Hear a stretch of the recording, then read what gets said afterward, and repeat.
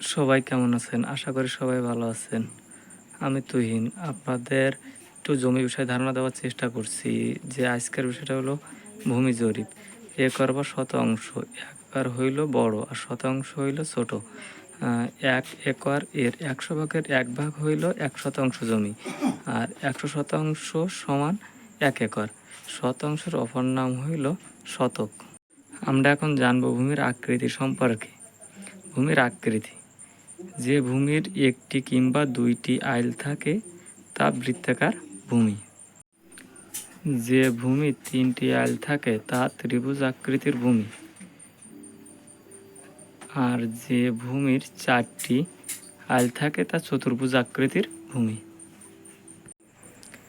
যে ভূমির ৫টি কিংবা তার বেশি আইল থাকে তা বহুভুজ আকৃতির ভূমি। আজকে আমরা যতটুকু শিখলাম যে একর কাকে বলে, শতাংশ কাকে বলে, আর জমি কী আকৃতির হয়। সাধারণত জমি দেখা যায় কি যে ৪টে আকৃতির হয়ে থাকে। এই ৪টে আকৃতি আমাদের জানা থাকলে কম বেশি আমরা জমি সম্পর্কে ধারণা পাবো। আর পরবর্তীতে আপনারা কমেন্টে প্রশ্ন করবেন, আমি উত্তর দেওয়ার চেষ্টা করব। যে যার জমি যেভাবে আছে সেভাবে মোকাবেলা করার চেষ্টা করব।